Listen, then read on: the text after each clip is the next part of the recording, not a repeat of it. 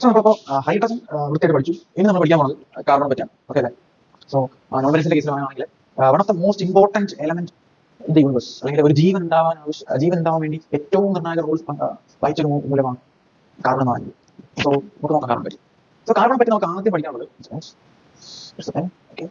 കാർബണെ പറ്റി നമുക്ക് ആദ്യം നോക്കാം. എന്തൊക്കെയാണ് കാർബൺ പറ്റി നമ്മൾ ഈ ചാപ്റ്റർ പഠിക്കുന്നത്? ഫസ്റ്റ് ഓഫ് ഓൾ നമ്മൾ കാർബണിന്റെ അലോട്രോപ്സിനെ പറ്റി പഠിക്കും. എന്താണ് അലോട്രോപ്പ്, എന്താണ് അലോട്രോപ്പി, എന്തൊക്കെ ടൈപ്പ് അലോട്രോപ്പ് ഉണ്ട് നമ്മൾ പഠിക്കും. അലോട്രോപ്സ് രണ്ട് ടൈപ്പ് ഉണ്ട്, ക്രിസ്റ്റലൈൻ, അമോർഫസ്. കാർബണിന്റെ ക്രിസ്റ്റലൈൻ അലോട്രോപ്പാണ് ഡയമണ്ട്, ഗ്രാഫൈറ്റ്, ഫുള്ളറി. അതേപോലെ കാർബണിന്റെ അമോർഫസ് അലോട്രോപ്പാണ് ചാർക്കോൾ, കോക്ക്, കോൾ. ജസ്റ്റ് കേട്ടിരിക്കുക നിങ്ങൾ. ജസ്റ്റ് ഒരു ബ്രീഫ് ഇൻട്രൊഡക്ഷൻ പറയാം. സോ ഇതെല്ലാം ഡിഗ്രി നമ്മൾ പഠിക്കും. അത് കഴിഞ്ഞാൽ നമ്മൾ പഠിക്കുന്നത് പ്രധാനപ്പെട്ട കാർബണിന്റെ രണ്ട് കോമ്പൗണ്ടുകളെ പറ്റിയാണ്. കാർബൺ ഡൈ ഓക്സൈഡിനെ പറ്റിയും കാർബൺ മോണോക്സൈഡിനെ പറ്റി. ഇത്രയും കാര്യങ്ങളാണ് നമ്മുടെ കാർബണിന്റെ സെക്ഷൻ. സോ നമുക്ക് നോക്കാം ഓരോന്നായിട്ട്. സോ ഫസ്റ്റ് നമ്മൾ പഠിക്കാൻ പോകുന്നത് എന്താണ് അലോട്രോപ്സ് എന്നാണ്. സോ ഫസ്റ്റ് നമ്മൾ കാർബണിന്റെ ബേസിക് ഡീറ്റെയിൽസ് നോക്കാം. ഓക്കെ, കാർബണിന്റെ ബേസിക് ഡീറ്റെയിൽസ് നോക്കാം. സോ കാർബൺ എന്ന് പറയുന്നത് അറ്റോമിക് നമ്പർ 6 ആണ്. കാർബൺ എന്ന് പറയുന്നത് അറ്റോമിക് നമ്പർ 6 ആണ്. കാർബൺ എന്ന് പറയുന്നത് അറ്റോമിക് നമ്പർ 6 ആണ്. കാർബണിന്റെ മാസ് നമ്പർ ജസ്റ്റ് കേട്ടിരിക്കും. ഇതൊന്നും ജസ്റ്റ് നിങ്ങൾ ടെക്സ്റ്റുള്ള കാര്യമൊന്നുമല്ല. ജസ്റ്റ് കാർബണിനെ പറ്റി പറയുമ്പോൾ ഇൻട്രൊഡക്ഷൻ പറയുന്നേ ഉള്ളൂ. ശ്രദ്ധിച്ചിരിക്കുക. സോ നമുക്കറിയാം കാർബണിന്റെ അറ്റോമിക് നമ്പർ 6 ആണ്. അപ്പൊ ഇലക്ട്രോണിക് കോൺഫിഗറേഷൻ 2 4 എന്ന് വരും. അപ്പോൾ അവസാന ഷെല്ലിൽ 4 ഇലക്ട്രോൺ ആണെന്നുണ്ട് അതിന്റെ ബാലൻസ് 4 ആണ്. അതേപോലെ കാർബണിന്റെ ലൂയിസ് സ്ട്രക്ചർ എന്താണ്? ലൂയിസ് സ്ട്രക്ചറിനകത്ത് പഠിച്ച ലൂയിസ് സ്ട്രക്ചർ എന്തായിരുന്നു? ലൂയിസ് സ്ട്രക്ചർ എന്ന് പറഞ്ഞു കഴിഞ്ഞാൽ അതിന്റെ ഔട്ടർ മോസ്റ്റ് ഷെല്ലിൽ ഇരിക്കുന്ന അവസാന ഷെല്ലിൽ ഇരിക്കുന്ന ഇലക്ട്രോണുകളെ ഡോട്ടിന്റെ രൂപത്തിൽ അതിന്റെ സിമ്പലിന്റെ കൂടെ എഴുതുന്നതിനാണ് നമ്മൾ ലൂയിസ് സ്ട്രക്ചർ എന്ന് വിളിക്കുക. അപ്പൊ മഗ്നീഷ്യം സപ്പോസ് അറ്റോമിക് നമ്പർ 12 ആണെന്ന് വിചാരിക്കുക. അതിന്റെ ഇലക്ട്രോണിക് കോൺഫിഗറേഷൻ 2 8 2 ആണ്. അപ്പൊ അതിന്റെ ഔട്ടർ മോസ്റ്റ് ഷെല്ലിൽ ഇരിക്കുന്ന ഇലക്ട്രോണുകൾ 2 ആയതുകൊണ്ട് തന്നെ അതിന്റെ ലൂയിസ് സ്ട്രക്ചർ എങ്ങനെയായിരിക്കും? mg ഇട്ട് 2 കുത്തിട്ടാൽ മതി അല്ലെ? അവസാന ഷെല്ലിൽ ഇരിക്കുന്ന ഇലക്ട്രോൺ എണ്ണം 2 ആണ്. സോ മഗ്നീഷ്യം ഇട്ടതിന് ശേഷം 2 ഡോട്ട് ഇട്ട് കഴിഞ്ഞാൽ അതിന്റെ ലൂയിസ് സ്ട്രക്ചർ ആവും. അപ്പൊ അതേപോലെ നമ്മുടെ കാർബണിന്റെ ലൂയിസ് സ്ട്രക്ചർ എന്ന് പറഞ്ഞു കഴിഞ്ഞാൽ കാർബണിന്റെ ഔട്ടർ മോസ്റ്റ് ഷെല്ലിൽ എത്ര ഇലക്ട്രോൺ എന്ന് നോക്കാം. ഔട്ടർ മോസ്റ്റ് ഷെല്ലിൽ എത്ര ഇലക്ട്രോൺ ഉണ്ട്? 4 ഇലക്ട്രോൺ ഉണ്ട്. സോ കാർബണിന്റെ ലൂയിസ് സ്ട്രക്ചർ എന്ന് പറയുമ്പോൾ കാർബണിന്റെ സിമ്പിൾ ഇട്ടതിന് ശേഷം 4 എന്തിട്ടാൽ മതി? ഡോട്ട് ഇട്ടാൽ മതി. 4 ഡോട്ട് റെപ്രസെന്റ് ചെയ്യുന്നത് 4 ഇലക്ട്രോണിനെയാണ്. സോ ഇതിനർത്ഥം കാർബണിന് വാലൻസി 4 ആണ്. കാർബണിന്റെ ഔട്ടർ മോസ്റ്റ് ഷെല്ലിൽ 4 ഇലക്ട്രോൺ ഉണ്ട്. സോ കാർബണിന് മേക്ക് ചെയ്യാൻ പറ്റുന്ന ബോണ്ടുകളുടെ എണ്ണവും 4 ആണ്. ഒരു കാർബണ് ഉണ്ടാക്കാൻ പറ്റുന്ന ബോണ്ടുകളുടെ എണ്ണം എത്രയാണ്? 4 ആണ്. സോ ഒരു കാർബൺ ഉണ്ടാക്കാൻ പറ്റുന്ന ബോണ്ടുകളുടെ എണ്ണം എത്രയാണ്? 4 ആണ്. അതായത് കാർബണ് 4 വേറെ ആറ്റങ്ങളായിട്ട് എന്ത് ചെയ്യാൻ പറ്റും? ബോണ്ട് ചെയ്യാൻ പറ്റും. നമ്മൾ കെമിക്കൽ ബോണ്ടിൽ പഠിച്ചതാണ് എങ്ങനെയാണ് ബോണ്ട് ചെയ്യുന്നതൊക്കെ. സോ ഒരു കാർബണ് 4 വേറെ ആറ്റങ്ങളുമായിട്ട് എന്ത് ചെയ്യാൻ പറ്റും? 4 ഡിഫറെന്റ് ആറ്റംസ് ആയിട്ട് എന്ത് ചെയ്യാൻ പറ്റും? ബോണ്ട് ചെയ്യാൻ പറ്റും. So carbon has 4 വാലൻസ് electron. So it can make 4 bonds. ഇങ്ങനെ കാർബൺ എന്ത് ചെയ്യാൻ പറ്റും? 4 ആറ്റങ്ങൾ, ഇപ്പൊ എക്സ് എന്ന് പറയുന്ന ആറ്റം, വൈ എന്ന് പറയുന്ന ആറ്റം, ഇസഡ്, എ എന്ന് പറയുന്ന ആറ്റം, ഡിഫറെന്റ് ആറ്റംസ് ആയിട്ട് എന്ത് ചെയ്യാൻ പറ്റും? ബോണ്ട് മേക്ക് ചെയ്യാൻ പറ്റും കാർബൺ. ഓക്കെ അല്ലേ? സോ ജസ്റ്റ് മനസ്സിലാക്കി വെച്ചേക്കുക. കാർബണ് 4 ബോണ്ട് ഉണ്ടാക്കാൻ പറ്റും. കാർബണ് 4 ബോണ്ട് ഉണ്ടാക്കാൻ പറ്റും. ഓക്കെ, സോ ശ്രദ്ധിക്കുക. സോ നമ്മൾ ഈ പറയാൻ പോകുന്നത് എന്താണ് അലോട്രോപ്സ് ഓഫ് കാർബൺ എന്നാണ്. കാർബണിന്റെ അലോട്രോപ്പുകൾ എന്ന് പറഞ്ഞാൽ എന്താണ് അലോട്രോപ്സ് കൊണ്ട് മീൻ ചെയ്യുന്നത്? ശ്രദ്ധിക്കുക. സോ അലോട്രോപ്സ് എന്ന് പറഞ്ഞു കഴിഞ്ഞാൽ different form of same element having different physical properties എന്ന് പറഞ്ഞു കഴിഞ്ഞാൽ ഒരാറ്റത്തിന്റെ തന്നെ പല ഫോമുകൾ, പക്ഷെ അതിനെന്താണ്? ഡിഫറെന്റ് ഫിസിക്കൽ പ്രോപ്പർട്ടീസ് ആണ്. അതായത് ഒരു ആറ്റം കാർബൺ തന്നെയാണ് എല്ലാം. അലോട്രോപ്സ് എന്ന് പറഞ്ഞാൽ എല്ലാവരും എന്ത് തന്നെയാണ്? കാർബൺ തന്നെയാണ്. പക്ഷെ ഈ കാർബണിന്റെ തന്നെ വേറെ ഈ ഒരു കോമ്പൗണ്ട് വേറെ ഫോം. ആ ഫോമിന്റെ പ്രത്യേകത എന്താ? അത് ഡിഫറെന്റ് ഫിസിക്കൽ പ്രോപ്പർട്ടീസ് ആണ് കാണിക്കുന്നത്. ഫിസിക്കൽ പ്രോപ്പർട്ടി എന്ന് പറഞ്ഞാൽ അതിന്റെ സൈസ്, ഷേപ്പ്, അതിന്റെ ഹാർഡ്നെസ്, അതൊക്കെയാണ് അതിന്റെ ഫിസിക്കൽ പ്രോപ്പർട്ടി എന്ന് പറഞ്ഞു കഴിഞ്ഞാൽ. അപ്പൊ എല്ലാം കാർബൺ ആണ്, പക്ഷെ form of same element have different physical properties. Suppose ഒരു എക്സാമ്പിൾ എടുക്കുക. നമ്മളിപ്പോ പഠിക്കാൻ പോകുന്ന എക്സാമ്പിൾ ആണ് ഇത്. ഡയമണ്ട്, ഇത് ഗ്രാഫൈറ്റ്. ഓക്കെ അല്ലേ? ശ്രദ്ധിക്കാം. ഈ ഡയമണ്ട് എന്ന് പറഞ്ഞാലും ഗ്രാഫൈറ്റ് എന്ന് പറഞ്ഞാലും ആക്ച്വലി അതിനകത്തുള്ള ആറ്റംസ് കാർബൺ ആറ്റംസ് തന്നെയാണ്. രണ്ടിനകത്തുള്ളത് എന്താണ്? കാർബൺ ആറ്റംസ് ആണ്. പക്ഷെ നിങ്ങൾ ആലോചിച്ച് നോക്കുക, ഡയമണ്ട് ഇരിക്കുന്നതാണ് കാണോ ഗ്രാഫൈറ്റ് ഇരിക്കുന്നത്? ഗ്രാഫൈറ്റ് എന്താണെന്ന് അറിയാത്തവർക്ക് അവിടെ പെൻസിൽ ഉണ്ടല്ലോ, പെൻസിലിന്റെ നിബില് നിങ്ങൾ മറ്റേ വെള്ളം ഒഴിച്ചിട്ട് പെൻസിലിന്റെ നിബ് ഊരി എടുക്കാറില്ലേ? ആ പെൻസിലിന്റെ മുനമ്പിനെയാണ് നമ്മൾ എന്ത് വിളിക്കുക? അതാണ് ഗ്രാഫൈറ്റ് എക്സാമ്പിൾ ആണ്. പെൻസിലിന്റെ മുനമ്പ് എന്താണ്? ഗ്രാഫൈറ്റ് എക്സാമ്പിൾ ആണ്. അപ്പൊ നിങ്ങൾ ആലോചിച്ച് നോക്കുക, ഈ ഡയമണ്ട് ഗ്രാഫൈറ്റ് ആണ് കാണോ ഇരിക്കുന്നത്? ഡയമണ്ട് ഗ്രാഫൈറ്റ് ഡിഫറെന്റ് അല്ലല്ലോ. രണ്ടിനകത്തും കെമിക്കലി നമ്മൾ നോക്കിക്കഴിഞ്ഞാൽ രണ്ടിനകത്തും കാർബൺ തന്നെ ഉള്ളത്. പക്ഷെ ഫിസിക്കലി നമ്മൾ നോക്കുവാണെങ്കിൽ ഡയമണ്ടിന്റെ സ്ട്രക്ചർ അല്ല ഗ്രാഫൈറ്റിന്റെ സ്ട്രക്ചർ. ഡയമണ്ട് ഭയങ്കര ഹാർഡാണ്, ഗ്രാഫൈറ്റ് ഭയങ്കര സോഫ്റ്റ് ആണ്. അതേപോലെ ഡയമണ്ട് ഇരിക്കുന്നതാണ് കാണോ ഗ്രാഫൈറ്റ്? കണ്ട രണ്ടും ഒരേ ആളാന്ന് പറയുമോ? ഇല്ല. അപ്പൊ അതാണ് ഡിഫറെന്റ് ഫോമോ സെയിം എലമെന്റ്, ഒരേ എലമെന്റ് തന്നെ പല ഡിഫറെന്റ് ഫോമുകള്. പക്ഷെ അതിന് എന്ത് വ്യത്യാസമാണ്? ഫിസിക്കൽ പ്രോപ്പർട്ടീസ് വ്യത്യാസമാണ്. എന്റെ കൂടെ പറയാ, different form of same element having different physical properties. So what you mean by allotropes? Different form of same element having different physical properties are called allotropes. Okay അല്ലെ? അതിനാണ് നമ്മൾ അലോട്രോപ്പുകൾ എന്ന് വിളിക്കുക. Example diamond, graphite. This phenomenon, ഈ ഒരു പ്രതിഭാസം നമ്മൾ വിളിക്കുന്ന പേരാണ് അലോട്രോപ്പി. എന്താ വിളിക്കുക? അലോട്രോപ്പി എന്ന് വിളിക്കും. ഓക്കെ അല്ലെ? നമുക്ക് നോക്കാം. അലോട്രോപ്സ് രണ്ട് ടൈപ്പ് ഉണ്ട്. ഒന്ന് ക്രിസ്റ്റലൈൻ അലോട്രോപ്സും ഒന്ന് അമോർഫസ് അലോട്രോപ്സ്. അലോട്രോപ്സ് രണ്ട് ടൈപ്പ് ഉണ്ട്. ഏതൊക്കെയാ? ക്രിസ്റ്റലൈൻ അലോട്രോപ്സും അമോർഫസ് അലോട്രോപ്സും. ഫസ്റ്റ് നമ്മൾ പഠിക്കാൻ പോകുന്നത് ക്രിസ്റ്റലൈൻ അലോട്രോപ്സ് ആണ്. നോക്കാം എന്താണ് ക്രിസ്റ്റലൈൻ അലോട്രോപ്സ് കൊണ്ട് മീൻ ചെയ്യുന്നത്. എന്താണ് ക്രിസ്റ്റലൈൻ അലോട്രോപ്സ്? ശ്രദ്ധിക്കാം, രണ്ടും അലോട്രോപ്പ് തന്നെയാണ്. പക്ഷെ ക്രിസ്റ്റലൈൻ അലോട്രോപ്പിന് ഒരു ഡെഫിനിറ്റ് ജോമെട്രിക്കൽ ഷേപ്പ് ഉണ്ടാവും. ക്രിസ്റ്റലൈൻ അലോട്രോപ്പിന് എന്ത് കാണും? ഒരു ഡെഫിനിറ്റ് ജോമെട്രിക്കൽ ഷേപ്പ് ഉണ്ടാവും. ഒരു പ്രത്യേക ഷേപ്പ് ഉണ്ടാവും. ഓക്കെ അല്ലെ? ക്രിസ്റ്റലൈൻ അലോട്രോപ്പ് ആകുമ്പോൾ അതിനൊരു പ്രത്യേക ഷേപ്പ് ഉണ്ടാവും. ഒരു സ്ട്രക്ചേർഡ് അറേഞ്ച്മെന്റ് ആയിരിക്കും. അതിനകത്തുള്ള കാർബൺ ആറ്റങ്ങളെ കൃത്യമായിട്ട് അടുക്കി വെച്ചേക്കുമായിരിക്കും. കൃത്യമായ ഒരു സ്ട്രക്ചർ ഉണ്ട്. ആ സ്ട്രക്ചർ ഫോളോ ചെയ്തിട്ടാണ് വരിക. അങ്ങൊന്നും ഇരിക്കുമായിരിക്കൂല. ഓക്കെ അല്ലെ? So it has A definite geometrical shape. ഒരു ഡെഫിനറ്റ് ആയിട്ടുള്ള ജോമെട്രിക്കൽ ഷേപ്പ് ഉണ്ട്. Particles R arranged in a regular pattern. ഒരു പ്രത്യേക പാറ്റേണിലാണ് എന്ത് ചെയ്തിരിക്കുന്നത്? ഈ ഒരു പാർട്ടിക്കിൾസിനെ നമ്മൾ അറേഞ്ച് ചെയ്തിരിക്കുന്നത്. അതായത് നമ്മൾ അതിന്റെ സ്ട്രക്ചർ കാണുമ്പോൾ നിങ്ങൾക്ക് മനസ്സിലാവും. ഞാൻ ആ സ്ട്രക്ചർ കാണുമ്പോൾ ഒന്നുകൂടെ പറയാം. ഓക്കെ അല്ലെ? ക്രിസ്റ്റലൈൻ അലോട്രോപ്സ് ആകുമ്പോൾ അതിന് റെഗുലർ പാറ്റേൺ കാണും. ആ പാറ്റേൺ അനുസരിച്ചിട്ടായിരിക്കും എല്ലാ മോളിക്യൂൾസ് എന്ത് ചെയ്തിരിക്കുക? അറേഞ്ച് ചെയ്തിരിക്കുക. അമോർഫസ് ആകുമ്പോൾ ഇതിനൊരു റെഗുലർ എന്ത് കാണൂല? പാറ്റേൺ കാണൂല, റെഗുലർ സ്ട്രക്ചർ കാണൂല. തോന്നിയ പോലെ അങ്ങോട്ടും ഇങ്ങോട്ടും ഒക്കെ ഇരിക്കുന്നതായിരിക്കും അമോർഫസ്. സോ ക്രിസ്റ്റലൈൻ എന്ന് പറഞ്ഞാൽ ക്രിസ്റ്റൽ ക്ലിയർ ആണ്. റെഗുലർ പാറ്റേൺ ഉണ്ട്, അതേപോലെ സ്ട്രക്ചേർഡ് അറേഞ്ച്മെന്റ് ആണ്. ഒരു റെഗുലർ പാറ്റേൺ വൈസിലാണ് അറേഞ്ച് ചെയ്തിരിക്കുന്നത്. ക്ലിയർ ആണോ? സോ ഒരു ക്രിസ്റ്റലൈൻ അലോട്രോപ്സിന് എക്സാമ്പിൾ ആണ് ഡയമണ്ട്, ഗ്രാഫൈറ്റ്, വെള്ളറിയും. ഡയമണ്ട്, ഗ്രാഫൈറ്റ്, വെള്ളറിയും. ഓക്കെ അല്ലേ? ക്ലിയർ ആണെന്ന് വിചാരിക്കുന്നു. It definite geometrical shape and arranged in a regular pattern. Example diamond, graphite, വെള്ളറി. ഓക്കെ, സോ നോക്കാം. ഡയമണ്ട് നോക്കാം. നമുക്കിനി ഓരോ ആൾക്കാരെ നോക്കാം. ഡയമണ്ട് ശ്രദ്ധിക്കാം. Diamond is the hardest substance in the nature. നേച്ചറിലെ ഏറ്റവും ഹാർഡസ്റ്റ് സബ്സ്റ്റൻസ് ആണ് ആര്? ഡയമണ്ട്. നിങ്ങൾ എല്ലാവരും കണ്ടിട്ടുണ്ടാവും ഡയമണ്ട് ഒക്കെ. ഓക്കെ, അപ്പൊ ക്വസ്റ്റ്യൻ ഇതാണ്. അപ്പൊ ഡയമണ്ടിൽ നമുക്ക് പഠിക്കാനുള്ള ക്വസ്റ്റ്യൻ ഇതാണ്: what make diamond this much hard? ഡയമണ്ടിനെ ഇത്രയും ഹാർഡ് ആക്കുന്ന കാര്യം എന്താണ്? ഡയമണ്ട് ഇത്രയും ഹാർഡ് ആക്കുന്ന എന്താണ്? എന്തുകൊണ്ടാണ് ഡയമണ്ട് ഇത്രയും ഹാർഡ്നെസ് വരുന്നത്? ശ്രദ്ധിച്ചേക്കാം. ഇതാണ് ഡയമണ്ടിന്റെ സ്ട്രക്ചർ. ഒരു ഡയമണ്ടിന്റെ സ്ട്രക്ചർ എന്ന് പറയുമ്പോൾ ഇതാണ്. ശ്രദ്ധിച്ചേക്കണേ. ഈ ഓരോ ഇരിക്കുന്ന ഉണ്ട പോലെ ഇരുന്ന സാധനം കണ്ടോ? ഇതാണ് കാർബൺ. ഓക്കെ അല്ലെ? ഡയമണ്ട് മീഡ് ചെയ്യുന്നത് പ്യൂർ ഓഫ് കാർബൺ ആണ്. ഈ ഇരിക്കുന്ന ഈ ഒരു ഓരോ ബോൾസ് കണ്ടോ നിങ്ങൾ? ഈ ഓരോ ഉണ്ട പോലെ ഇരിക്കുന്ന സാധനം കണ്ടോ? ഇതെല്ലാം കാർബൺ ആണ്. ഈ കാർബൺ നിങ്ങൾ നോക്കിക്കഴിഞ്ഞാൽ ഇവരെല്ലാം പരസ്പരം കണക്ട് ചെയ്തിരിക്കുന്ന കാണാൻ പറ്റും. നിങ്ങൾ ഈ അറ്റത്തുള്ള കാർബൺ ഒഴിച്ച് അകത്തുള്ള കാർബൺ നോക്കാം. ഈ ഒരു കാർബൺ നിങ്ങൾ നോക്കാം. ഈ ഒരു കാർബൺ എത്ര ബോണ്ട് മേക്ക് ചെയ്തിട്ടുണ്ട്? ഓക്കെ, ഈ കാർബണുമായിട്ട് ഒരു ബോണ്ട് മേക്ക് ചെയ്തിട്ടുണ്ട്. ഓക്കെ, ഈ കാർബണായിട്ട് ബോണ്ട് മേക്ക് ചെയ്തിട്ടുണ്ട്. ഇതുമായിട്ട് ബോണ്ട് മേക്ക് ചെയ്തിട്ടുണ്ട്. ഇതുമായിട്ട് ബോണ്ട് മേക്ക് ചെയ്തിട്ടുണ്ട്. മൊത്തം 4 ബോണ്ട് മേക്ക് ചെയ്തിട്ടുണ്ട്. ഒരു കാർബണ് 4 ബോണ്ടുകൾ വരെ മേക്ക് ചെയ്യാൻ പറ്റും. ആ 4 ബോണ്ട് ഇവിടെ എന്ത് ചെയ്തിട്ടുണ്ട്? യൂസ് ചെയ്തിട്ടുണ്ട് കാർബൺ. ഓക്കെ, ഈ ഇരിക്കുന്ന കാർബൺ 4 ബോണ്ടുകൾ മേക്ക് ചെയ്ത് എന്ത് ചെയ്തിരിക്കുവാണ്? ഈ ഇരിക്കുന്ന കാർബൺ 4 ബോണ്ടുകൾ മേക്ക് ചെയ്തിട്ടാണ് ഈ ഒരു ഡയമണ്ട് സ്ട്രക്ചർ ഫോം ചെയ്തിരിക്കുന്നത്. അപ്പൊ ഒരു ഡയമണ്ട് സ്ട്രക്ചറിനകത്ത് ഒരു കാർബൺ 4 ബോണ്ടുകൾ വെച്ചിട്ട് എന്ത് ചെയ്തിരിക്കുവാണ്? ബോണ്ട് ചെയ്തിരിക്കുവാണ്. സോ ശ്രദ്ധിച്ച് കേൾക്കുക. നമ്പർ ഓഫ് ബോണ്ട്സിന്റെ എണ്ണം കൂടുമ്പോൾ ഒരു ആറ്റം വേറൊരു ആറ്റമായിട്ട് ബോണ്ട് ചെയ്യുമെന്ന് വിചാരിക്കാം. അപ്പോ ആ ആറ്റം മറ്റൊരു ആറ്റമായിട്ട് ബോണ്ട് ചെയ്യുമ്പോൾ ആ എത്ര ബോണ്ടുകൾ അവിടെ യൂസ് ചെയ്യുന്നതനുസരിച്ചിട്ട് ആ ഒരു ബോണ്ട് ഹാർഡ്നെസ് അല്ലെങ്കിൽ ബോണ്ട് കട്ടി, ആ ബോണ്ട് സ്ട്രോങ് സ്റ്റെബിലിറ്റി കൂടും. സോ ഇവിടെ ഒരു കാർബൺ 4 ബോണ്ടുകൾ ഉപയോഗിച്ച് മറ്റു കാർബണുകളോട് എന്ത് ചെയ്തിരിക്കുന്നു? ബോണ്ട് ചെയ്തേക്കുവാണ്. അപ്പൊ 4 ബോണ്ടുകൾ യൂസ് ചെയ്തു എന്ന് പറഞ്ഞു കഴിഞ്ഞാൽ ആ ഒരു കോമ്പൗണ്ട് അത്രയും ഹാർഡർ ആയിരിക്കും. ബോണ്ടുകളുടെ എണ്ണം കൂടുമ്പോൾ അവിടെ ഹാർഡ്നെസ് കൂടും, സ്റ്റെബിലിറ്റി കൂടും. പറഞ്ഞ മനസ്സിലായോ? അപ്പോ നിങ്ങൾ പറയേണ്ട എത്രയാണ്?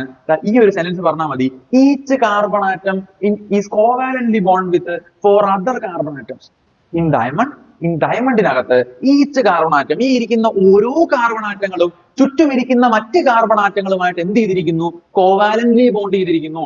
So each carbon atom is covalently bond with 4 other carbon atoms. Clear ആണോ? ഒരു ഡയമണ്ടിനകത്ത് ഒരു കാർബൺ ആറ്റം ചുറ്റും ഇരിക്കുന്ന 4 കാർബണുകളുമായിട്ട് എന്ത് ചെയ്തിരിക്കുന്നു? കോവാലന്റ്ലി ബോണ്ട് ചെയ്തിരിക്കുകയാണ്. ശ്രദ്ധിക്കുക, ദിസ് സ്ട്രോങ് ബോണ്ട്. അപ്പൊ 4 കാർബൺ ആറ്റങ്ങളായിട്ട് ഇങ്ങനെ ബോണ്ട് ചെയ്യുവാണെങ്കിൽ ഈ സ്ട്രോങ് ബോണ്ട് ആണ് എന്തിനു കാരണം? Is responsible for the hardness of diamond. Each carbon, വളരെ സിമ്പിൾ ആണ്. Why diamond is this much harder എന്ന് ചോദിച്ചു കഴിഞ്ഞാൽ each carbon atom is covalently bonded with 4 other carbon atoms. This strong bond, ഇങ്ങനെ 4 ബോണ്ടുകൾ ഉണ്ടാക്കുന്നതിനെ കൊണ്ടാണ് the diamond is this much harder. വളരെ simple ആണ്. മനസ്സിലായെന്ന് വിചാരിക്കുന്നു. ഇപ്പൊ നോക്കാം. ഇനി ഡയമണ്ടിനെ കുറിച്ച് മറ്റൊരു ചോദ്യമാണ്: diamond doesn't conduct electricity. Diamond എന്ത് ചെയ്യുന്നില്ല? ഇലക്ട്രിസിറ്റിനെ കണ്ടക്ട് ചെയ്യുന്നില്ല. But graphite conduct electricity. ഡയമണ്ടും ഗ്രാഫൈറ്റ് കാർബൺ വെച്ചുണ്ടാക്കിയ സാധനമാണ്. ഡയമണ്ടും കാർബൺ ആണ്, ഗ്രാഫൈറ്റും കാർബൺ ആണ്. പക്ഷെ ഡയമണ്ട് ഇലക്ട്രിസിറ്റിനെ കണ്ടക്ട് ചെയ്യുന്നില്ല, ഗ്രാഫൈറ്റ് പെൻസിലിന്റെ മൊലമ്പ് ഇലക്ട്രിസിറ്റിനെ കണ്ടക്ട് ചെയ്യുന്നുണ്ട്. But why? എന്തുകൊണ്ട്? എന്തുകൊണ്ട്? അപ്പൊ അത് മനസ്സിലാക്കാൻ വേണ്ടി നിങ്ങൾ ആദ്യം അറിയേണ്ട കാര്യം, എങ്ങനെയാണ് ഇലക്ട്രിസിറ്റി അല്ലെങ്കിൽ എപ്പോഴാണ് ഇലക്ട്രിസിറ്റി കണ്ടക്ട് ചെയ്യുന്നത്? ഒരു ആറ്റം അല്ലെങ്കിൽ ഒരു മോളിക്യൂൾ അല്ലെങ്കിൽ ഒരു സബ്സ്റ്റൻസ് എപ്പോഴാണ് ഇലക്ട്രിസിറ്റി കണ്ടക്ട് ചെയ്യുന്നത് എപ്പോഴാണ്? അയാളുടെ കയ്യിൽ ഇലക്ട്രോൺസിനെ കണ്ടക്ട് ചെയ്യാനുള്ള ഫ്രീ ഇലക്ട്രോൺസ് ഉണ്ടെങ്കിൽ, ഒരു ആറ്റത്തിന്റെ കയ്യിൽ ഫ്രീ ഇലക്ട്രോൺസ് ഉണ്ടെങ്കിൽ അത് ഇലക്ട്രിസിറ്റിനെ കണ്ടക്ട് ചെയ്യും. ഒരാറ്റത്തിന്റെ കയ്യിൽ ഫ്രീ ഇലക്ട്രോൺസ് ഉണ്ടെങ്കിൽ അത് ഇലക്ട്രിസിറ്റിനെ എന്ത് ചെയ്യും? കണ്ടക്ട് ചെയ്യും. ശ്രദ്ധിച്ചേക്കടാ, ഞാൻ നേരത്തെ കാർബണിന്റെ ലൂയിസ് സ്ട്രക്ചർ നിങ്ങൾക്ക് വരച്ച് കാണിച്ചപ്പോ കാർബണിന്റെ കയ്യിൽ 4 ഇലക്ട്രോൺ ഉണ്ടായിരുന്നു. കാർബണിന്റെ കയ്യിൽ 4 ഇലക്ട്രോൺ ഉണ്ടായിരുന്നു. നിങ്ങൾക്ക് മനസ്സിലാവുന്ന രീതിയിൽ ഒരു പെട്ടെന്ന് പറയാം, ഇതല്ല ആക്ച്വൽ കൺസെപ്റ്റ്, നിങ്ങൾക്ക് മനസ്സിലാവാൻ വേണ്ടി വളരെ പെട്ടെന്ന് പറയാം. ഓക്കെ, സപ്പോസ് ഈ ഒരു ഇലക്ട്രോൺ വേറെ ആരെങ്കിലും ബോണ്ട് ചെയ്തെന്ന് വിചാരിക്കാം. ഈ ഇലക്ട്രോൺ വേറെ ആരെങ്കിലും ബോണ്ട് ചെയ്തെന്ന് വിചാരിക്കാം. ഈ ഇലക്ട്രോൺ വേറെ ആരെങ്കിലും ബോണ്ട് ചെയ്തെന്ന് വിചാരിക്കാം. ഇവിടെ ഈ ഇലക്ട്രോൺ ആരും ബോണ്ട് ചെയ്തില്ല. അങ്ങനെയാണെങ്കിൽ ഓക്കെ, ഈ ഇലക്ട്രോൺ ഈ ബോണ്ടിങ്ങിൽ ബിസിയാണ്. ഈ ഇലക്ട്രോൺ ഈ ബോണ്ടിങ്ങിൽ ബിസിയാണ്. ഈ ഇലക്ട്രോൺ ഈ ബോണ്ടിങ്ങിൽ ബിസിയാണ്. ഇവ ഫ്രീ അല്ലേടാ? ഞങ്ങൾക്ക് മനസ്സിലാവാൻ വേണ്ടി പറയണം, ഈ ഇലക്ട്രോൺ ഫ്രീ അല്ലേടാ? അവിടെ ഇലക്ട്രോൺ ബാക്കിയില്ലേ? അപ്പൊ ഇത് ഫ്രീ ഇലക്ട്രോൺ ആണ്. അങ്ങനെയാണെങ്കിൽ ഈ കാർബൺ എന്ത് ചെയ്യാൻ പറ്റും? കണ്ടക്ട് ചെയ്യാൻ പറ്റും. പറഞ്ഞു മനസ്സിലായോ? എല്ലാ ഇലക്ട്രോണുകളും ബോണ്ട് ചെയ്തിരിക്കുകയാണെങ്കിൽ അവിടെ പിന്നെ ഫ്രീ ഇല്ല. ഓക്കെ, സപ്പോസ് ഈ ഇലക്ട്രോൺ അങ്ങ് ബോണ്ട് ചെയ്യുവാണെങ്കിൽ അവിടെ പിന്നെ ബാക്കി ഇലക്ട്രോൺസ് വല്ലതും ഉണ്ടോ? ഫ്രീ ആയിട്ടിരിക്കുന്ന ഇലക്ട്രോൺസ് വല്ലതും ഉണ്ടോ? ഇല്ല. ഫ്രീ ഇലക്ട്രോൺസ് ഇല്ല എന്നുണ്ടെങ്കിൽ ആ ആറ്റത്തിന് എന്ത് ചെയ്യാൻ പറ്റൂല? ഇലക്ട്രിസിറ്റിനെ കണ്ടക്ട് ചെയ്യാൻ പറ്റൂല. ഇവിടെ സപ്പോസ് ഈ ബോണ്ട് ഫോം ചെയ്തില്ല എന്ന് വിചാരിക്കാം. ഈ ഇലക്ട്രോൺ ഫ്രീ ആണ്. അങ്ങനെയാണെങ്കിൽ എന്ത് ചെയ്യാൻ പറ്റും? കണ്ടക്ട് ചെയ്യാൻ പറ്റും. അപ്പൊ നിങ്ങൾ ആലോചിക്കുക, ഡയമണ്ടുമായിട്ട് എന്താ ബന്ധം? ഡയമണ്ടുമായിട്ട് എന്താ ബന്ധം? ശ്രദ്ധിച്ചേക്ക്, ഇവിടെ ഒരു കാർബൺ ആറ്റം ചുറ്റും ഇരിക്കുന്ന 4 കാർബൺ ആറ്റമായിട്ട് എന്ത് ചെയ്തിരിക്കുന്നു? ബോണ്ട് ചെയ്തിരിക്കുക. ഈ കാർബൺ ആറ്റത്തിന് 4 ഇലക്ട്രോണും ബോണ്ട് ചെയ്തിരിക്കുക, 4 ഇലക്ട്രോണും ബിസിയാ. അപ്പോ ഈ കാർബൺ ആറ്റത്തിന് ഫ്രീ ഇലക്ട്രോൺ ഉണ്ടോ? ഈ കാർബൺ ആറ്റത്തിന് ഫ്രീ ഇലക്ട്രോൺ ഉണ്ടോ? ഇല്ല, ഫ്രീ ഇലക്ട്രോൺ ഇല്ല. നിങ്ങൾ അകത്തുള്ള ഏത് മോളിക്യൂൾ നോക്കിയാലും ആ കാർബൺ ആറ്റം 4 ബോണ്ട് മേക്കർ ഉണ്ട്. അപ്പൊ 4 ഇലക്ട്രോണും ബിസിയാണ്. ഒരു ഇലക്ട്രോൺ എന്തില്ല? ഫ്രീ ഇല്ല. ഫ്രീ ഇലക്ട്രോൺ ഉണ്ടെങ്കിൽ മാത്രം എന്ത് കണ്ടക്ട് ചെയ്യൂ? Electricity conduct. നിങ്ങൾക്ക് അറിയാം, ഇലക്ട്രിസിറ്റി എന്ന് പറഞ്ഞാൽ ഫ്ലോ ഓഫ് ഇലക്ട്രോൺസ് ആ. ഇലക്ട്രോൺ ഫ്ലോ ആണെങ്കിൽ അവിടെ ഇലക്ട്രോൺ ഫ്രീ വേണം. ഇലക്ട്രോൺ ഫ്രീ ആയിട്ട് ഇരിപ്പുണ്ടെങ്കിൽ മാത്രമേ ഫ്ലോ ചെയ്യൂ. ഓക്കെ അല്ലേ? സോ ഇവിടെ ഫ്രീ ഇലക്ട്രോൺ ഒന്നും ഇല്ല. ഇവിടെ ഫ്രീ ഇലക്ട്രോൺ ഒന്നും ഇല്ല. സോ അതുകൊണ്ട് തന്നെ എന്ത് ചെയ്യൂല? ഇലക്ട്രിസിറ്റി എന്ത് ചെയ്യൂല? കണ്ടക്ട് ചെയ്യൂല. ഇതെങ്ങനെ നമുക്ക് പറയാം? നോക്കുന്നു, ഞാൻ അവിടെ നിന്ന് എഴുതിയിട്ടുണ്ട്. Free electrons is responsible for the conduction of electricity. Free electrons ആണ് കണ്ടക്ട് ചെയ്യാൻ സഹായിക്കുക. മനസ്സിലാക്കി വെച്ചേക്കാം. ഇതിന്റെ ആൻസർ എങ്ങനെ എഴുതും? Diamond doesn't conduct electricity why. Diamond ഇലക്ട്രിസിറ്റിനെ കണ്ടക്ട് ചെയ്യൂല. എന്തുകൊണ്ട്? ഇതിന്റെ ആൻസർ നിങ്ങൾ എങ്ങനെ എഴുതും? നിങ്ങൾ പറയണം. ഇൻ ഡയമണ്ടിനകത്ത് each carbon atom is covalently bond with other carbon atom. ഓരോ കാർബൺ ആറ്റവും മറ്റ് 4 കാർബൺ ആറ്റമായിട്ട് എന്ത് ചെയ്തിരിക്കുകയാണ്? കോവാലന്റ് ബോണ്ട് മേക്ക് ചെയ്തിരിക്കുകയാണ്. നമ്മൾ നേരത്തെ ഹാർഡ്നെസിന്റെ കാര്യം പറഞ്ഞപ്പോൾ അതേ സെൻസ് എഴുതിയിരിക്കുക. In a diamond each carbon atom is covalently bond with 4 other carbon atom. ഓരോ കാർബൺ ആറ്റവും ചുറ്റും ഇരിക്കുന്ന 4 കാർബൺ ആറ്റമായിട്ട് എന്ത് ചെയ്തിരിക്കുകയാണ്? ബോണ്ട് ചെയ്തിരിക്കുകയാണ്. So in diamond, each carbon atom is covalently bonded with 4 other carbon atoms. So അതുകൊണ്ട് there is no free electron. അവിടെ എന്തില്ല? ഫ്രീ ഇലക്ട്രോൺ ഇല്ല in the crystalline structure. വേണമെങ്കിൽ നിങ്ങൾക്ക് സ്കിപ്പ് ചെയ്യാം. So there is no free electrons in the crystalline structure. So diamond doesn't conduct electricity. അതുകൊണ്ട് എന്ത് ചെയ്യൂല? ഡയമണ്ട് ഇലക്ട്രിസിറ്റിനെ കണ്ടക്ട് ചെയ്യൂല. As simple as that. Clear ആണെന്ന് വിചാരിക്കുന്നു. ഡയമണ്ടിന്റെ 2 ക്വസ്റ്റ്യൻസ് ക്ലിയർ ആണെന്ന് വിചാരിക്കും. നമ്മൾ പറയാൻ പോകുന്നത് ഡയമണ്ടിന്റെ പ്രോപ്പർട്ടീസ് എന്തൊക്കെയാണ്, ഡയമണ്ടിന്റെ പ്രത്യേകതകൾ എന്തൊക്കെയാണ്. സോ ഡയമണ്ടിന്റെ പ്രത്യേകതകൾ നോക്കുമ്പോൾ hardness is very high. Diamond ഭയങ്കര കട്ടി കൂടുതലാണ്. Very hard. അടുത്ത do not conduct electricity. Diamond എന്ത് ചെയ്യൂല? ഇലക്ട്രിസിറ്റിനെ കണ്ടക്ട് ചെയ്യൂല. High thermal conductivity. ഡയമണ്ട് എന്ത് ചെയ്യും? ചൂടിനെ കണ്ടക്ട് ചെയ്യും. തെർമൽ കണ്ടക്ടിവിറ്റി ഉണ്ട്. ഓക്കെ അല്ലെ? താപത്തെ കണ്ടക്ട് ചെയ്യും. താപചാലകത ഉണ്ട്. High refractive index. ഉയർന്ന റിഫ്രാക്റ്റീവ് ഇൻഡെക്സ് ആണ്. അപവർത്തനാങ്കം കൂടുതലാണ്. ഓക്കെ അല്ലെ? റിഫ്രാക്റ്റീവ് ഇൻഡെക്സ് എന്താണെന്ന് നിങ്ങൾക്ക് അറിയാം, നിങ്ങൾ ഫിസിക്സിൽ പഠിച്ചാണ്. ഓക്കെ അല്ലെ? So high refractive index. So ഒന്നുകൂടെ പറയാം, എന്തൊക്കെയാണ് ഡയമണ്ടിന്റെ പ്രോപ്പർട്ടീസ്? ഹാർഡ്നെസ് കൂടുതലാണ്, കട്ടി കൂടുതലാണ്, ഇലക്ട്രിസിറ്റിനെ കണ്ടക്ട് ചെയ്യൂല, തെർമൽ കണ്ടക്ട് ചെയ്യും, റിഫ്രാക്റ്റീവ് ഇൻഡെക്സ് കൂടുതലാണ്. ശ്രദ്ധിക്കുക. ഓക്കെ, ഇത്രയുള്ള ഡയമണ്ട്. നമുക്ക് ഗ്രാഫൈറ്റ് നോക്കാം. ഗ്രാഫൈറ്റ് ഭയങ്കര സിമ്പിൾ ആണ്. നോക്കും, ഗ്രാഫൈറ്റ് എന്ന് പറഞ്ഞു കഴിഞ്ഞാൽ ഇതാണ് ഗ്രാഫൈറ്റിന്റെ സ്ട്രക്ചർ. നോക്കാം. ഗ്രാഫൈന്റെ സ്ട്രക്ചർ ലെയർഡ് സ്ട്രക്ചർ ആണ്. ഗ്രാഫൈന്റെ എന്ത് സ്ട്രക്ചർ ആണ്? ലെയർഡ് സ്ട്രക്ചർ ആണ്. ലെയർ ബൈ ലെയർ ആയിട്ടാണ് എന്തിരിക്കുന്നത്? ഗ്രാഫൈറ്റ് ഇരിക്കുന്നത്. അതേപോലെ each layer is arranged one above another. Okay അല്ലെ? ഓരോ ലെയറും മറ്റ് ലെയറിന്റെ മുകളിലാണ് വെച്ചിരിക്കുന്നത്. ഇവിടെ നോക്കിയാൽ അറിയാം, ഓരോ ലെയറും മറ്റ് ലെയറിന്റെ മുകളിലാണ് വെച്ചിരിക്കുന്നത്. So no covalent bond between the layers. ഈ ലെയറുകൾക്കിടയിൽ എന്തില്ല? കോവാലന്റ് ബോണ്ട് ഒന്നും ഇല്ല. ലെയറുകൾക്കിടയിൽ ബോണ്ട് ഒന്നും ഇല്ല. There is no bond between, no covalent bond between layers. ലെയർസിന്റെ ഇടയിൽ എന്തില്ല? കോവാലന്റ് ബോണ്ട് ഇല്ല. ക്ലിയർ ആണോ? സോ ഇത് ജസ്റ്റ് നിങ്ങൾക്ക് പഠിക്കാനുള്ള സാധനമൊന്നുമില്ല. ജസ്റ്റ് ഈ ഒരു സ്ട്രക്ചറിനെ മനസ്സിലാക്കാൻ വേണ്ടി മാത്രമുള്ള സാധനം. നിങ്ങൾ കാണാൻ പഠിക്കേണ്ട ആവശ്യമൊന്നുമില്ല. നിങ്ങൾ പഠിക്കേണ്ടത് ഞാൻ പറഞ്ഞുതരാം. അയ്യോ, graphite can be used as lubricant. ഗ്രാഫൈറ്റിനെ നമുക്ക് ലൂബ്രിക്കന്റ് ആയിട്ട് യൂസ് ചെയ്യാൻ പറ്റും. എന്താണ് ലൂബ്രിക്കന്റ് എന്ന് പറഞ്ഞു കഴിഞ്ഞാല്? നമ്മള് വീട്ടിലെ കഥകൾ കരയാൻ തുടങ്ങി കഴിഞ്ഞാൽ നമ്മൾ തുറക്കുമ്പോഴടക്കം കരയുന്ന കഥവാണെങ്കിൽ നമ്മളതിന് എണ്ണ ഇട്ട് കൊടുക്കാറുണ്ട് അല്ലെ? നമ്മളെ സൈക്കിള് ചവിട്ടുമ്പോൾ ആ ചെയിൻ നല്ല രീതിയിൽ കറങ്ങാന്നില്ല എങ്കിൽ, എന്തെങ്കിലും ഒരു പിടുത്തുണ്ടെങ്കിൽ നമ്മൾ ആ ചെയിനിൽ ഗ്രീസ് ഇട്ട് കൊടുക്കാറുണ്ട്. എന്തിനു വേണ്ടിയാ? ഫ്രിക്ഷൻ കുറയ്ക്കാൻ വേണ്ടി. എന്തിനു വേണ്ടിയാ? ഫ്രിക്ഷൻ കുറയ്ക്കാൻ വേണ്ടി. പറഞ്ഞ മനസ്സിലായോ? അപ്പോ ഈ ഫ്രിക്ഷൻ കുറയ്ക്കാൻ വേണ്ടി യൂസ് ചെയ്യുന്ന സാധനമാണ് ലൂബ്രിക്കന്റ് എന്ന് പറയുന്നത്. നമ്മളെ എണ്ണ, അതേപോലെ ഗ്രീസ്, ഇതെല്ലാം എന്താണ്? ലൂബ്രിക്കന്റ് ആണ്. അതേപോലെ തന്നെ സോളിഡ് സ്റ്റേറ്റിലുള്ള ലൂബ്രിക്കന്റ് ആണ് ഗ്രാഫൈറ്റ്. അതേപോലത്തെ യൂസിന് ഉപയോഗിക്കുന്ന സോളിഡ് സ്റ്റേറ്റിലുള്ള ലൂബ്രിക്കന്റ് ആണ് ആര്? ഗ്രാഫൈറ്റ്, നമ്മുടെ ഗ്രാഫൈറ്റ്. അപ്പൊ നമ്മുടെ ഈ ഗ്രാഫൈറ്റിനെ നമ്മൾ ലൂബ്രിക്കന്റ് ആയിട്ട് യൂസ് ചെയ്യാറുണ്ട്. എന്തുകൊണ്ട്? ഗ്രാഫൈറ്റിന്റെ എന്ത് പ്രത്യേകതയാണ് നമുക്ക് ഈ ലൂബ്രിക്കന്റ് ആയിട്ട് യൂസ് ചെയ്യാൻ സഹായിക്കുന്നത് നോക്കാൻ പോകണം. നോക്കോ, the force of attraction between the layers of graphite is weak.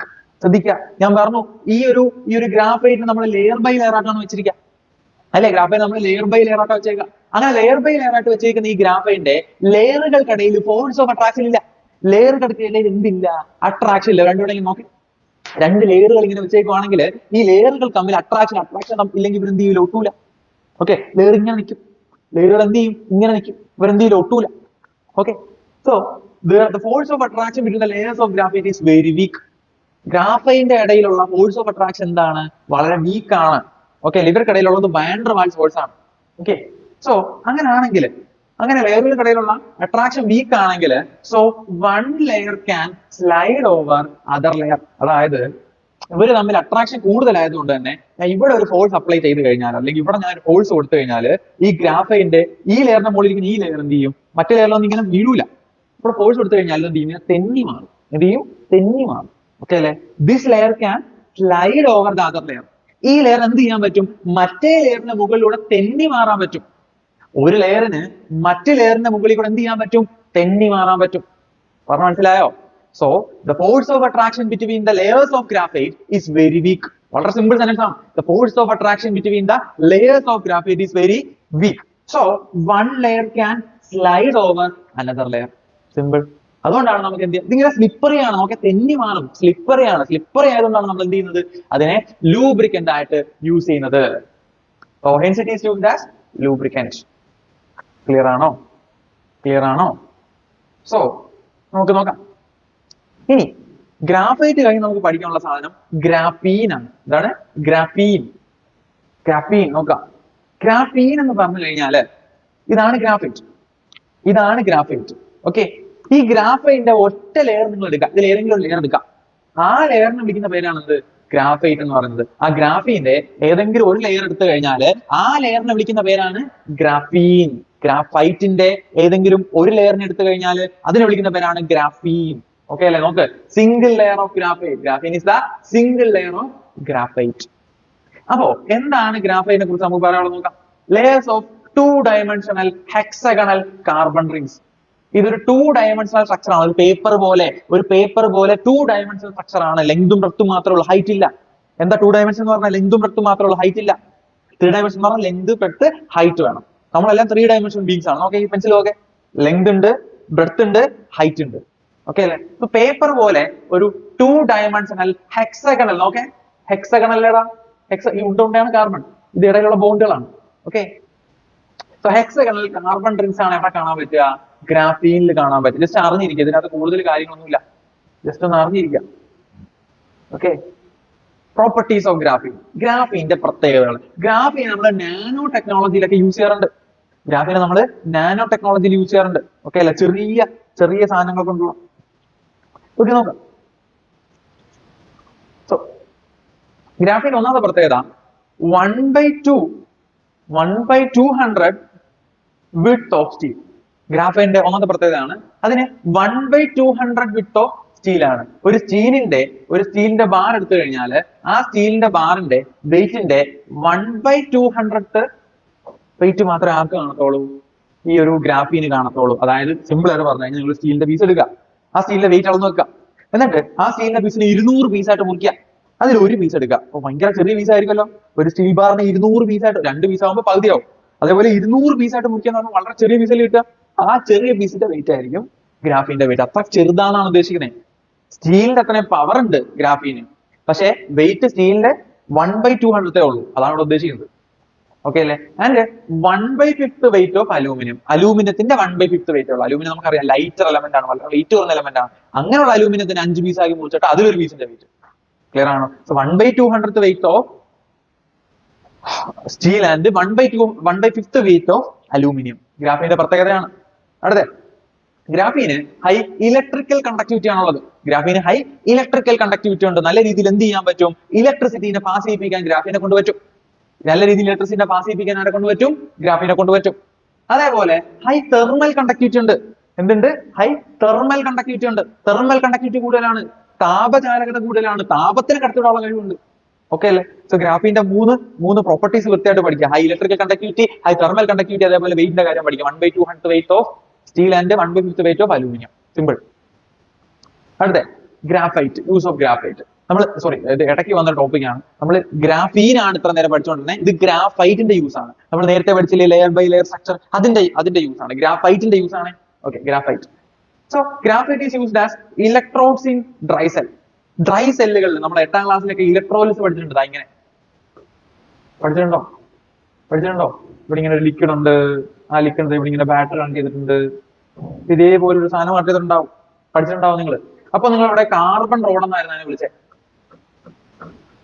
ഈ ഒരു സാധനത്തിന് ഇലക്ട്രോഡ് എന്ന് വിളിച്ചു, അഥവാ കാർബൺ റോഡ് എന്ന് വിളിച്ചു.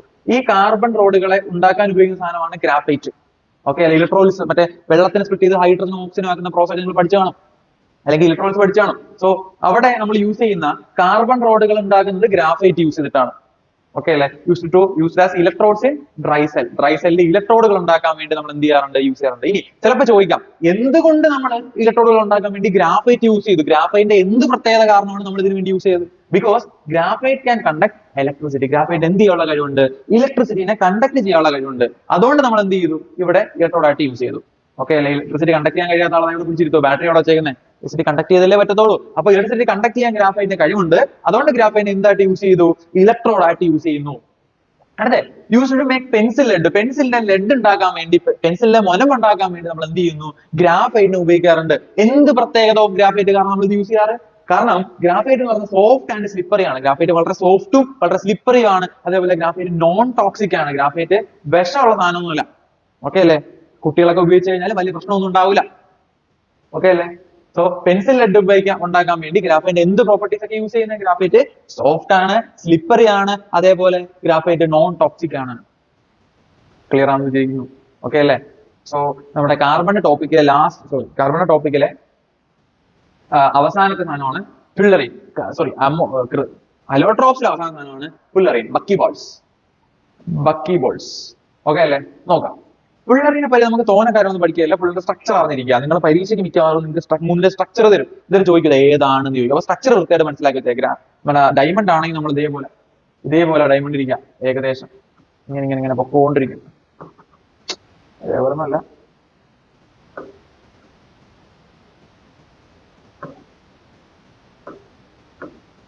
ഓക്കെ, സോ ഇതിന്റെ സ്ട്രക്ചർ ഓർത്ത് വെച്ചേക്കാം. ബക്കി ബോൾസ്.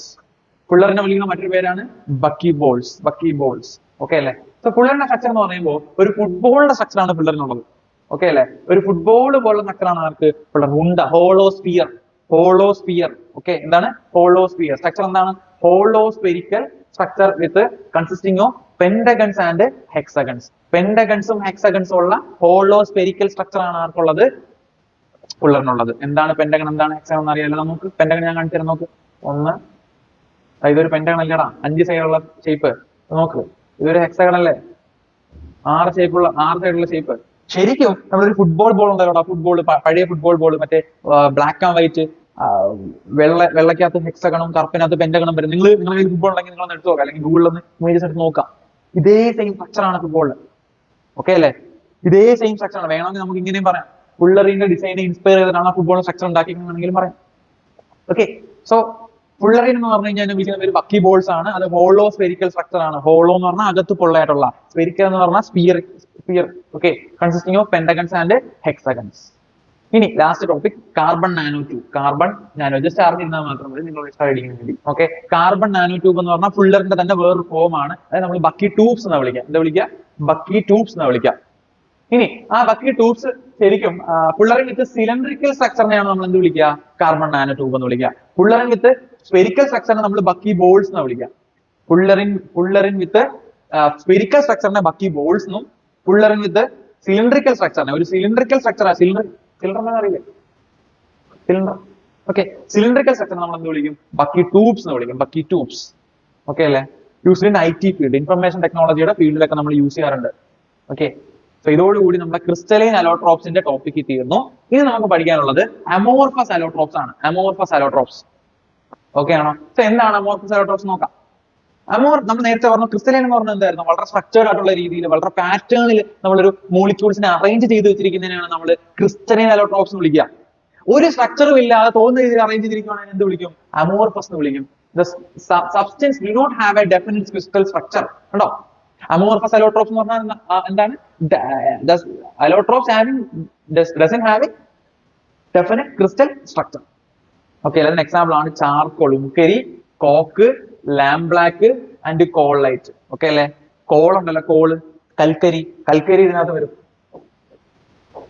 കൽക്കരിയും വരും. ഓക്കെ അല്ലെ? Charcoal, coal, coke, lampblack, coalite. Okay അല്ലെ? Charcoal, coke, lampblack, coalite. Just ഏതെങ്കിലും 2-3 ഓർത്തിരിക്കാം. ഓക്കെ, എളുപ്പം ചാർക്കോൾ, ഉക്കരിയും കോൾ ഓർക്കാനാണ് എളുപ്പം. ഓക്കെ അല്ലെ? അപ്പൊ ഇത്രയും കഴിയുമ്പോൾ നമ്മുടെ അലോട്രോപ്സിന്റെ കാര്യം ഇവിടെ കഴിഞ്ഞു. ഇത്രയും കഴിയുമ്പോൾ നമ്മുടെ അലോട്രോപ്സിന്റെ കാര്യം കഴിഞ്ഞു. ഇനി നമുക്ക് പറയാനുള്ളത് കാർബണിന്റെ കോമ്പൗണ്ടുകളെ പറ്റിയാണ്. അപ്പോ നമുക്ക് അത് അടുത്ത ക്ലാസ്സിൽ എന്ത് ചെയ്യാം പറയാം. ഓക്കെ, കാർബണിന്റെ കോമ്പൗണ്ടുകളെ പറ്റി നമുക്ക് അടുത്തൊരു വീഡിയോ ആയിട്ട് ചെയ്യാം. ഓക്കെ.